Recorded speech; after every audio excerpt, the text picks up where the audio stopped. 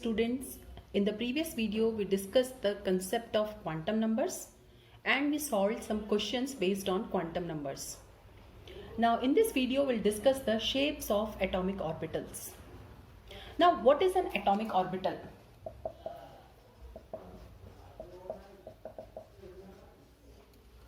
Now orbital is the space around the nucleus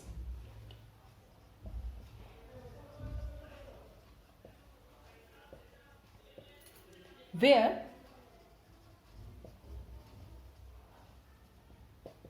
probability of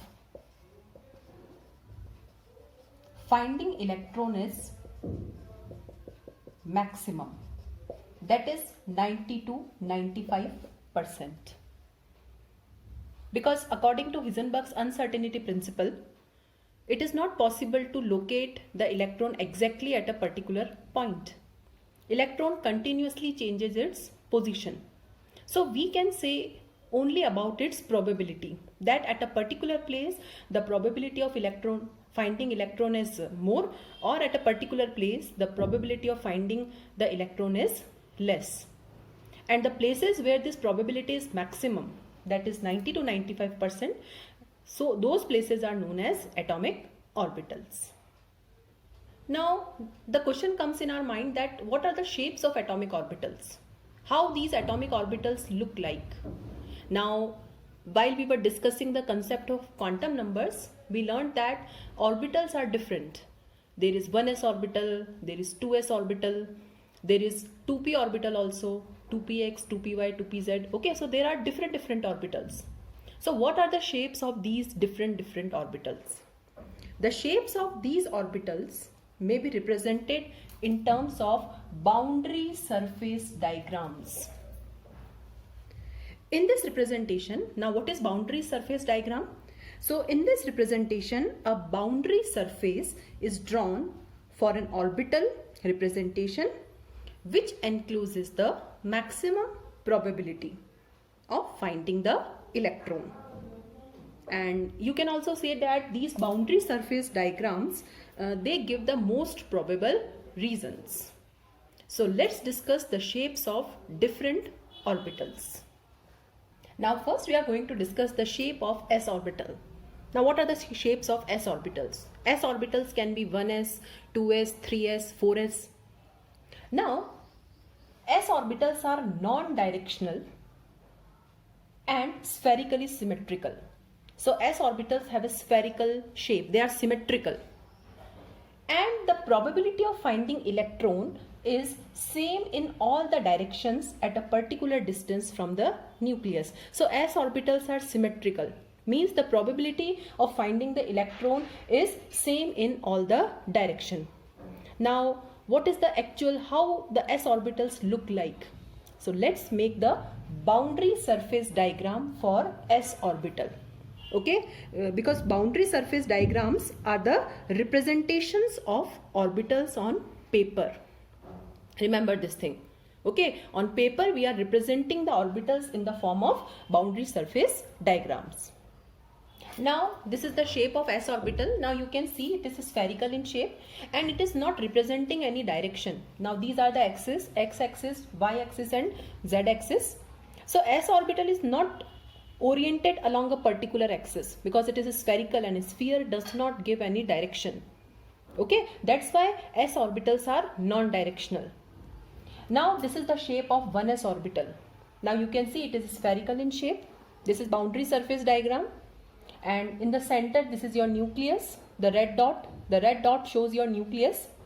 Now these smaller dots, blue colored dots, these show the electron density, or these show the probability of finding electron. Okay, now you can see the dots are more concentrated close to the nucleus. It means that close to the nucleus the probability of finding electron is more, and as you move away from nucleus the probability of finding electron decreases. So this is the shape of your 1s orbital. This is spherically symmetrical. And we know that for 1s orbital, the L is always 0 and M is always 0 for s orbital. Now this is the shape of 2s orbital. Now what is the difference between 1s and 2s orbital? It belongs to first shell. For 1s orbital n is 1. For 2s orbital your n is 2. It is belonging to the second shell. Now second shell is far away from the nucleus. So definitely the size of 2s orbital is bigger than 1s orbital. So 2s orbital is larger than your 1s orbital. It is also spherically symmetrical. You can see it is also non-directional. Now also in 2s orbital the probability of electron is maximum at the center, and as you move away from the nucleus, this is nucleus, the probability of electron is maximum close to the nucleus, and as you move away from the nucleus the probability of electron decreases. These are the similarities. But one special feature you can see that there is a spherical shell. Now you can see in the 2s diagram there is a spherical shell in which no dots are there. Now this spherical shell without any dots is known as node. No dots means no electrons. So what is node? Node means where the probability of finding electron is 0. So in 2s orbital there is a particular area where the probability of electron is 0, and that particular area is known as node or the nodal surface. The 1s orbital does not have any nodal surface, but the 2s orbital has one node. So this is the difference between 1s and 2s orbital. So we can derive one formula here, and that formula is number of nodes is equal to n minus 1. This n is your shell. Suppose I want to calculate the number of nodes for 3s orbital. Suppose my 3s orbital is there. Now 3s orbital means how many nodes will be there? So 3 minus 1 equal to 2. So how many nodes will be there for 3s orbital? It is 2 nodes will be there. So what will be the shape of 3s orbital? It is also spherically symmetrical, bigger than 2s. And how many nodes will be there? 2 nodes will be there. So this is all about the shape of your s orbital. So what things you have to remember? It is spherically symmetrical. It is non-directional. The probability of finding electron is maximum close to the nucleus, and afterwards it decreases. There is a concept of node or the nodal surface. What is node? Where the probability of electron is practically 0. 1s orbital does not have any node, but 2s orbital has one node. Likewise 3s will be having 2 nodes, and so on. For s orbital the quantum numbers L is also 0 and M is also 0. Now let's discuss the shapes of p orbital. Now for p orbital I know that L is always 1. Okay, for p orbital the angular quantum number is 1. So what will be the values of magnetic quantum number? Now the formula of M is, what is the formula of M? Minus L to 0 to plus L. So M will be minus 1, 0 and plus 1. So how many values I am getting? 3 values. It means how many orbitals will be there for p subshell? The p orbitals are 3 in number. So why 3? Because for p orbital L is 1. So M is having 3 values. 3 values means 3 orbitals. Now orbitals we know, we represent orbitals on paper in the form of a box. Now these 3 p orbitals are px, py and pz. And these x, y and z, they represent the axis. It means one important thing you can conclude that p orbitals are directional. They are oriented along a particular direction. Okay. Now one more thing. All the 3 p orbitals are located at the same place in the atom. Okay. The 3 p orbitals are located at the same place in the atom. It means these are equal in energies. The only difference is orientation difference. but their orientation is different, because px will be oriented along x direction, py will be oriented along y, and likewise along the z. So all three are located at the same place in the atom. Their energy is same, but their orientation is different.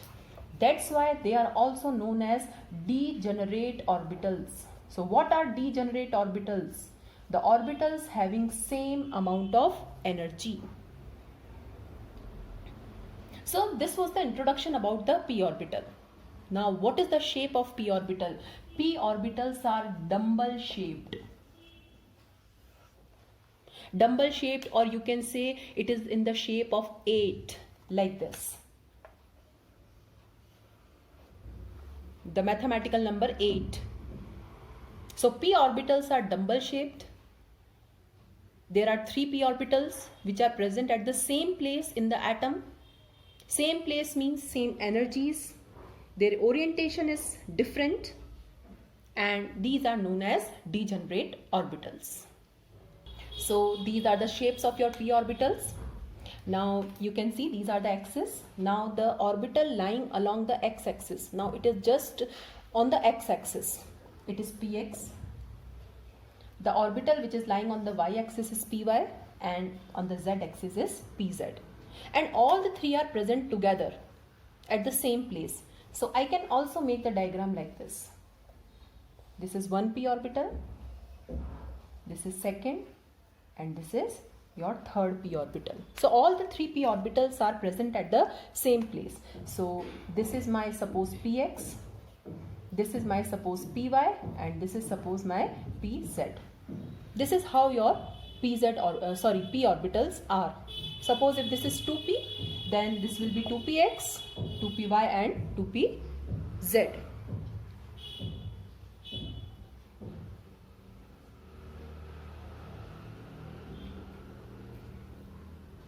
Now one important thing, that in case of p orbital, the probability of finding electron in both the lobes is same, because the electrons will be found in these lobes. P orbitals are dumbbell shaped, they are bilobed structure. So the probability of finding electron in case of p orbital is equal in both the lobes, like this. So dots are present on both the lobes. But you can see that there is a point here in the center. Now this point is known as, this point is that point where the probability of electron is 0. So the p orbitals have a nodal plane. Okay, in p orbitals there are nodal planes like this. Suppose this is the nodal plane.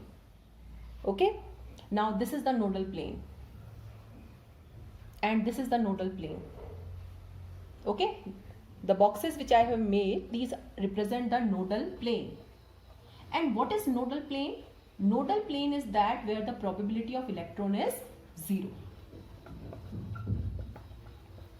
So all the p orbitals have one nodal plane, whether it is 2p, 3p, 4p, like this.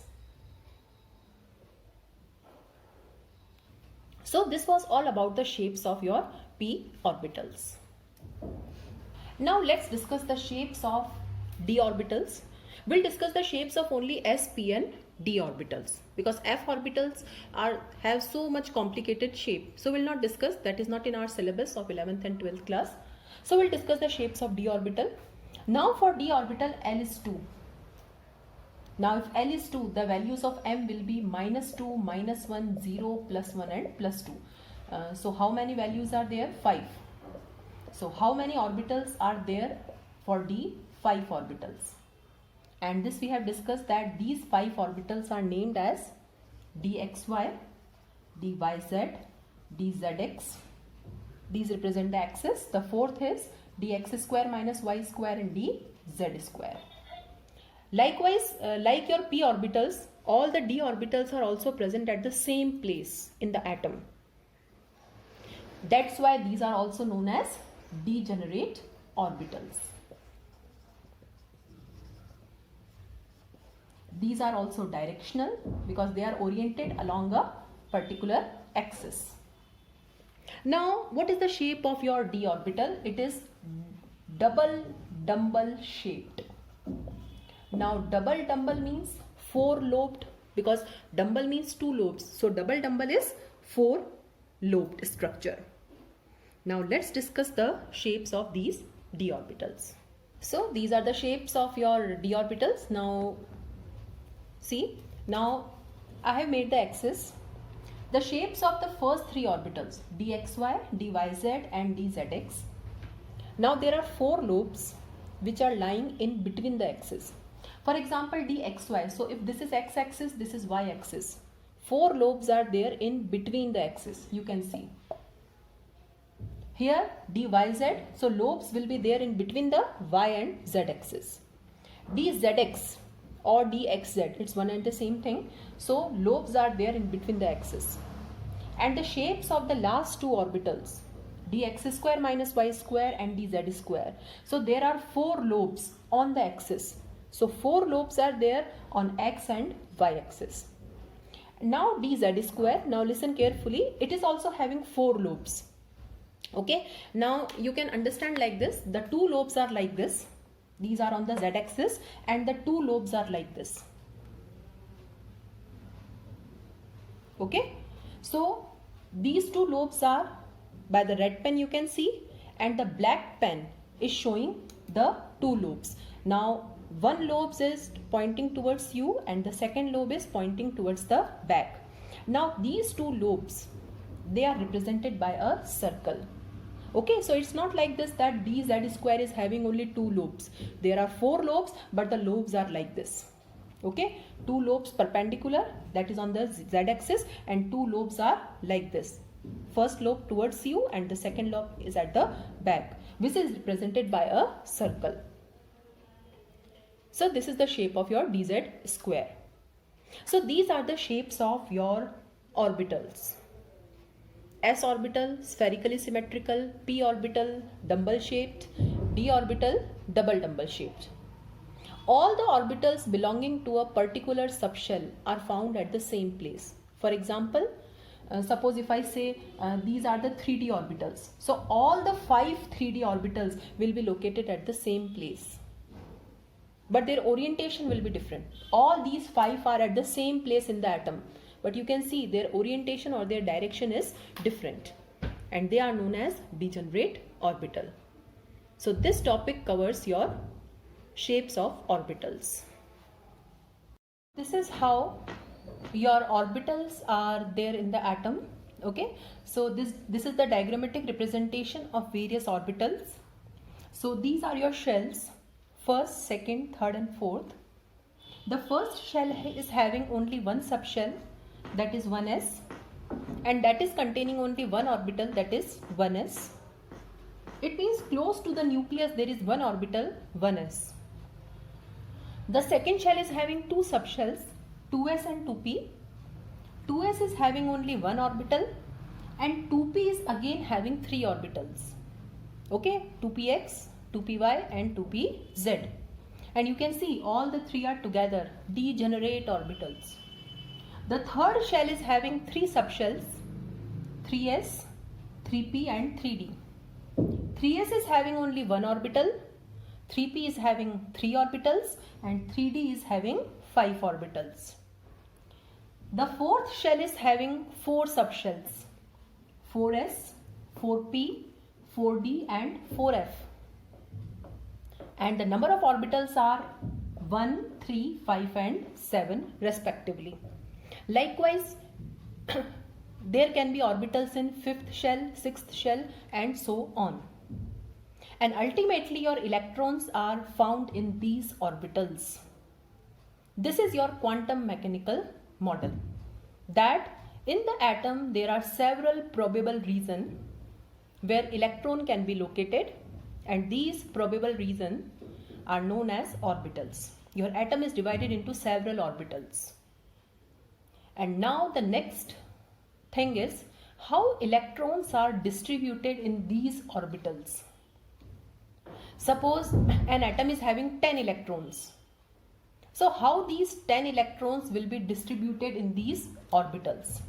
And this is known as electronic configuration. So what is the meaning of electronic configuration? Electronic configuration means filling of electrons in these atomic orbitals. So now in this video we'll discuss how to fill electrons in different orbitals. Now, what is the meaning of electronic configuration of atoms? Electronic configuration means distribution of electrons in different orbitals in the atom. Now, how to write the electronic configuration of an atom? So, for this we have to follow several rules. So, first we'll discuss those rules and then we'll start writing the electronic configuration. Now, for the sake of presentation, an orbital is represented by a square box or by a circle. Okay, this is a way of representing an orbital on paper. One orbital can accommodate 2 electrons, and these 2 electrons are represented with the help of arrows. For example, like this. Okay, and what this arrow indicates? This arrow indicates the spin of electron. Okay, an orbital can have 2 electrons. If one electron is moving in clockwise direction, the another will be moving in anti-clockwise direction. So this arrow indicates the spin of electron. Now, the filling of orbitals is in accordance with following rules. Now, there are several rules with the help of which we can fill electrons in the orbitals. The first rule is very important and it is known as Aufbau principle. Okay, it is known as Aufbau principle. Now, Aufbau in German means building up. Okay. Now, what this rule says? This rule says that in the ground state of atoms, the orbitals are filled in the order of increasing energies. That is, the orbital having lowest energy is filled first, and then the electrons enter into the higher energy orbitals. Now, which orbitals are lowest in energy? Which orbitals are having higher energy? As we move away from the nucleus, the energy of the orbitals or the energy increases. So definitely the orbitals which are close to the nucleus, they are having lower energy. For example, 1s, which is the closest to the nucleus, is having the lowest energy. So let's see which orbitals are having lowest energy or how we can arrange the orbitals in the order of their increasing energies. Now, how to find out that this orbital is having lower energy or this orbital is having higher energy? The energy of an orbital is determined with the help of 2 quantum numbers, and these 2 quantum numbers are n and l. That is your principal and angular quantum number. Now, there is one rule which is known as n plus l rule, or which is known as Bohr-Bury rule. Now, what this rule says? This rule says that the orbitals are filled in the order of increasing value of n plus l. So what we do for different orbitals will determine the values of n plus l. And the orbital which is having lower n plus l value, it is having lower energy. So likewise we can arrange them in the order of increasing energy. For that we have to calculate the sum of n plus l. We'll take some examples here, but let's discuss the second rule. If 2 orbitals are having same n plus l, and this can happen, then the orbital having lower n value is filled first.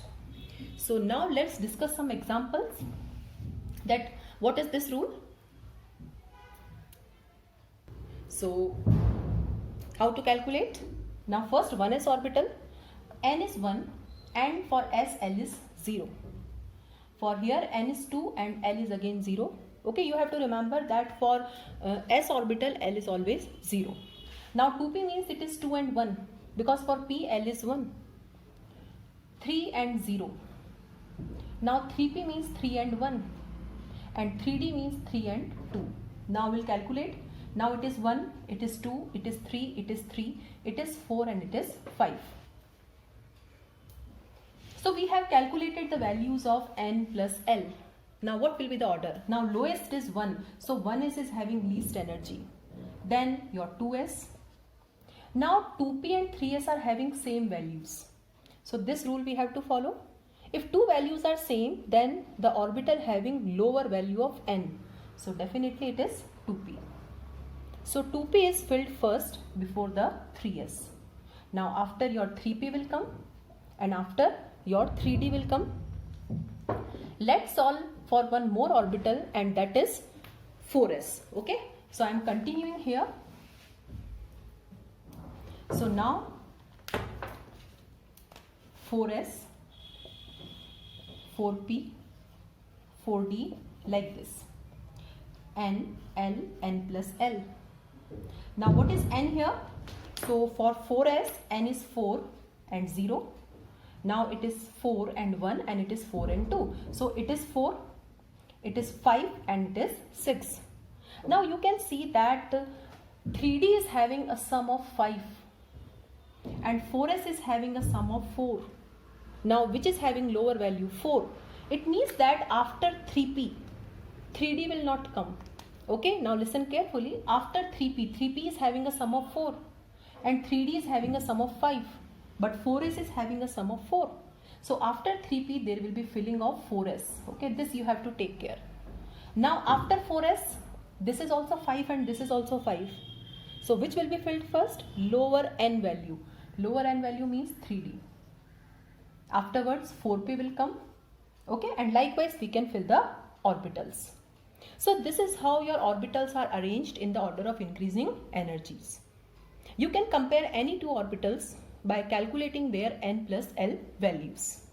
If 2n plus L are same, then the orbital having lower n value is filled first.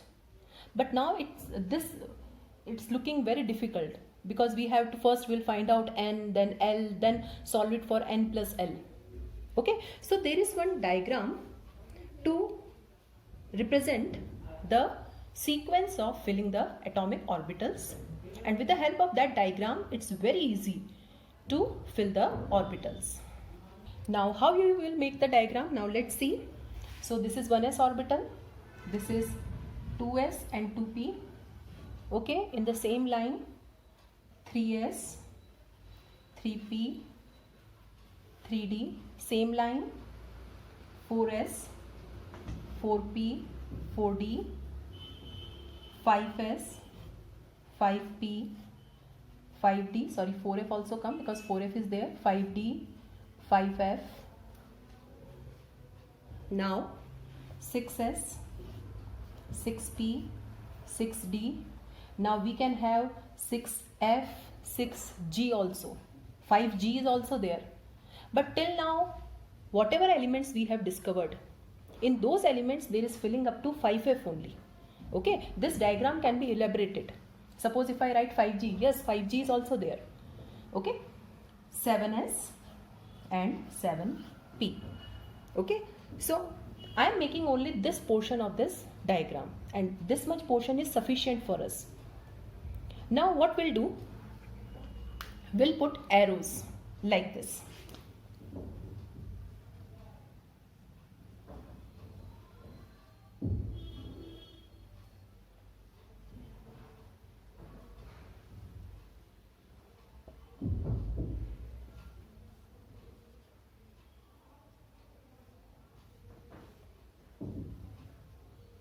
In the examination also you can make this diagram in your copy and you can fill the electrons. Now this diagram is very simple. You will start from 1s. So first your 1s orbital will come. Now like this. Now 2s will come. Now after 2s, now which orbital is coming? 2p, I am joining them. Now after 2p there is 3s. Now join them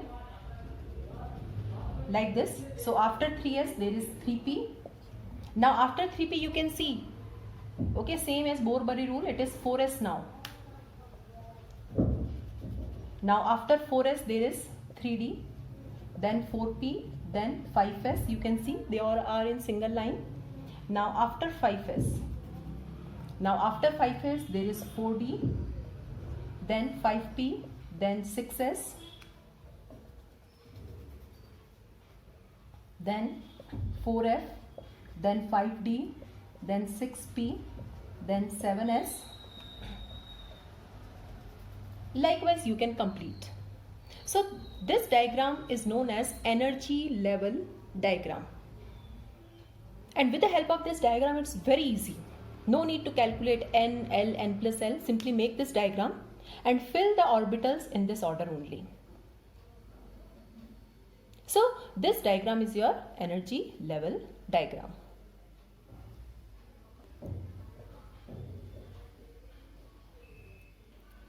The second rule is Pauli's exclusion principle. Now this rule says that an orbital can accommodate maximum of 2 electrons with opposite spin, and this we have discussed earlier also. Suppose this is my orbital. Now one orbital can accommodate only 2 electrons with opposite spins.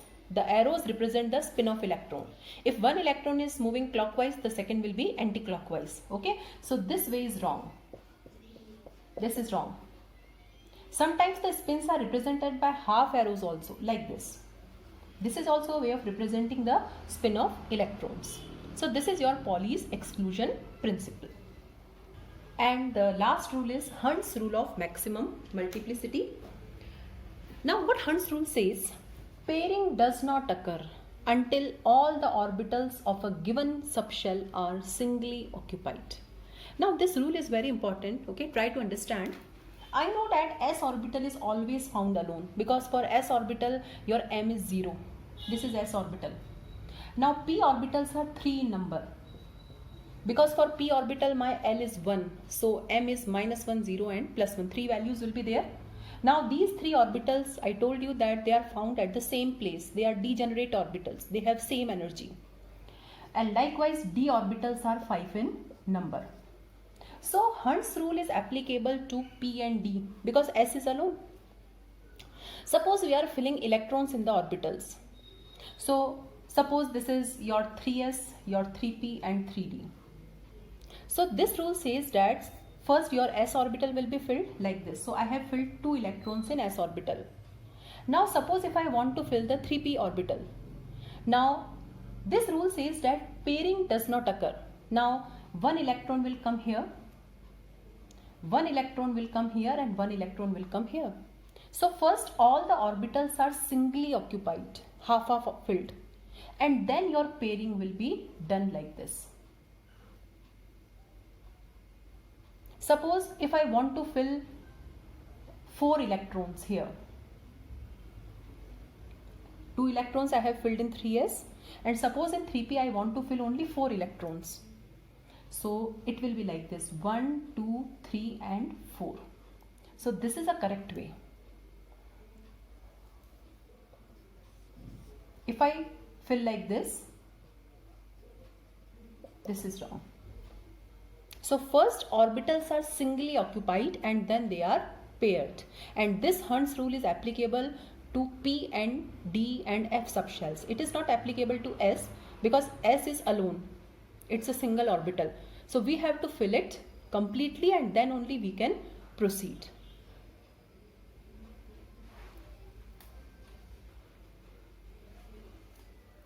So this was all about the shapes of orbitals, what are different rules which decide how electrons will be filled in the orbitals in the atom.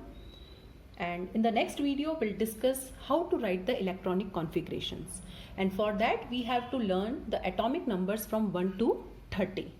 And definitely we'll be solving some questions also. Thank you.